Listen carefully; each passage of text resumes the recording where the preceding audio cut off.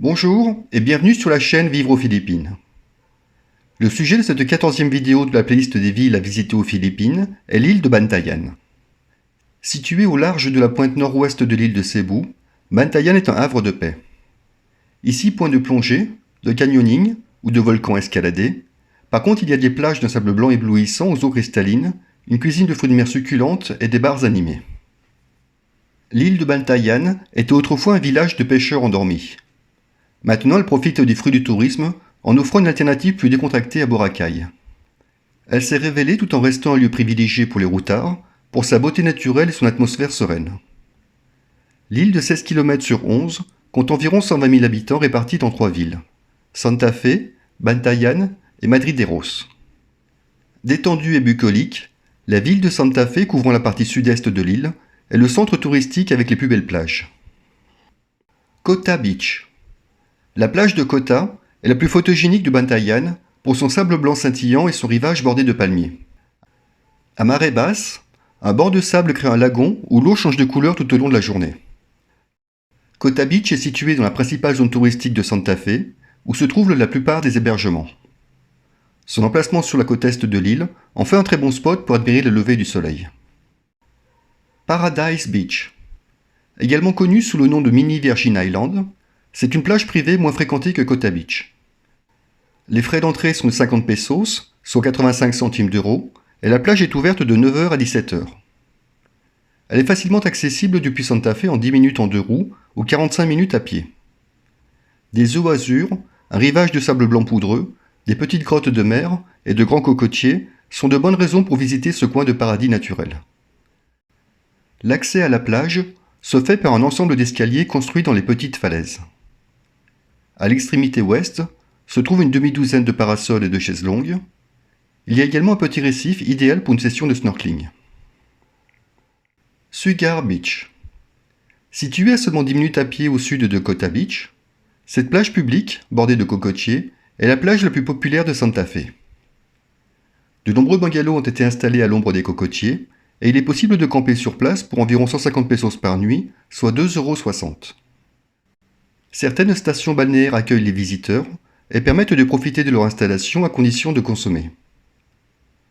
Sugar Beach est également un endroit idéal pour admirer le lever du soleil. Omajeka Obo-Ob Mangrove.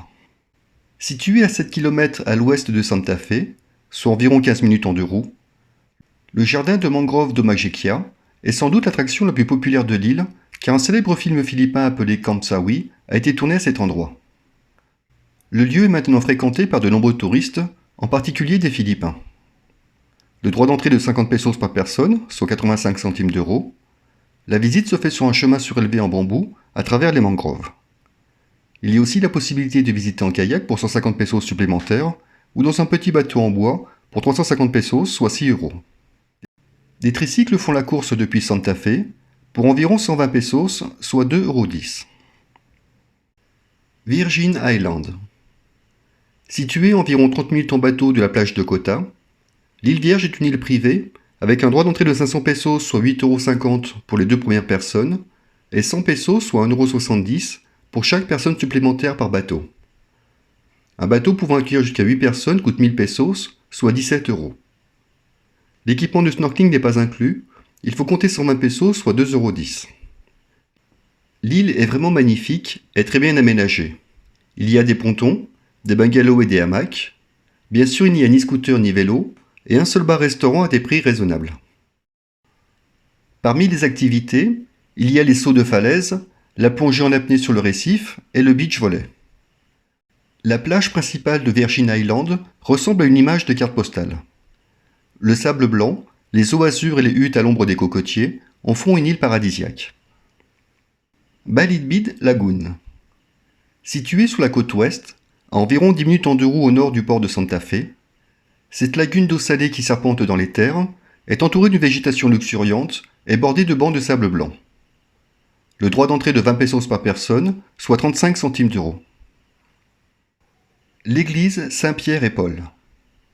Située au centre de la ville de Bantayan, en face de la place publique, à 10 km de Santa Fe, soit 20 minutes en 2 roues, l'église Saint-Pierre et Paul, construite en 1580, est la plus ancienne église paroissiale des Visayas et de Mindanao. Le plafond de cette église centenaire, aux murs en pierre de corail, a été magnifiquement redécoré par une douzaine d'artistes locaux entre 2016 et 2019. La fresque d'une surface de 1100 m², représentant l'amour et la miséricorde de Dieu, justifie elle seule la visite de ce lieu de culte. Kota Park. Kota signifie fort. Un fort construit par les Espagnols dans les années 1790 se tenait ici, mais les forces de la nature ont eu raison de lui, et le lieu a été transformé en un parc. Situé à Madrid-Eros, la pointe nord de l'île, à 25 km de Santa Fe, soit environ 45 minutes de transport, le parc est célèbre pour sa longue passerelle de 187 mètres et la belle vue sur le coucher de soleil. Il est préférable de visiter la plage de Kota Park à marée haute, car il y a de nombreux rochers apparents à marée basse. Le parachutisme. L'île de Bantayan abrite Skydive Cebu, l'un des rares établissements de parachutisme aux Philippines. Il propose des sauts en tandem. L'activité prend environ 2 heures et coûte 19 000 pesos, soit 330 €. Bantayan a aussi une vie nocturne animée autour du centre principal de Santa Fe, avec des dizaines de bars sportifs, des bars à karaoké, des billards, des restaurants, des marchés nocturnes et de nombreux autres établissements animés. MG Square, situé juste derrière la plage de Kota, est le lieu de restauration le plus populaire de l'île de Bantayan. Les restaurants sont principalement destinés aux voyageurs à petit budget. Ils offrent une grande variété de cuisines de toutes les origines. Le plat local à ne pas manquer de déguster sont les fruits de mer au curry. Comment se déplacer sur l'île de Bantayan? Une des meilleures aventures à faire à Bantayan est simplement de louer un 2 roues et de faire le tour de l'île à son rythme. De nombreuses agences de location ou hôtels louent des scooters pour 200 à 300 pesos, soit 3,40 € à 5,20 € par jour, ainsi que des vélos pour 100 à 150 pesos, soit environ 2 € la journée. Un tricycle peut également être privatisé à la demi-journée, pour 500 à 700 pesos, soit entre 8,60 € et 12 €. Comment se rendre sur l'île de Bantayan? Depuis l'aéroport de Cebu, des bus rejoignent la gare routière nord toutes les 30 minutes, de 7 h à 21 h 30. Le tarif est de 25 pesos, soit 40 centimes d'euros, et le trajet dure entre 20 et 30 minutes selon le trafic. En dehors de ces horaires, un taxi ou un Grab fait la course entre 200 et 300 pesos, soit 3,40 € à 5,20 € selon le trafic. À la gare routière nord de Cebu, les bus CRS vont à destination du port de Anyaya. Le temps de trajet est environ 4 heures, et le tarif est de 200 pesos, soit 3,40 € pour un bus climatisé, et 160 pesos, soit 2,75 € pour un bus régulier. Au port de Anyaya, les ferries font la liaison jusqu'au port de Santa Fe. La première traversée est à 4 h du matin et la dernière à 18 h. Le temps de trajet est environ 1h15 et le tarif est de 195 pesos, soit 3,40 €, avec les 10 pesos de frais de terminal inclus.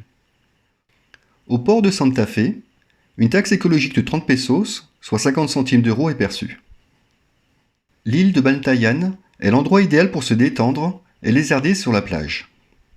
Malgré sa popularité grandissante, l'île est encore un havre de paix où apprécier un sable blanc et une eau cristalline. J'espère que cette vidéo t'a plu. N'oublie pas de t'abonner et d'activer la cloche pour recevoir une notification lors des prochaines publications sur la chaîne Vivre aux Philippines. Un grand merci pour ton soutien et ton encouragement.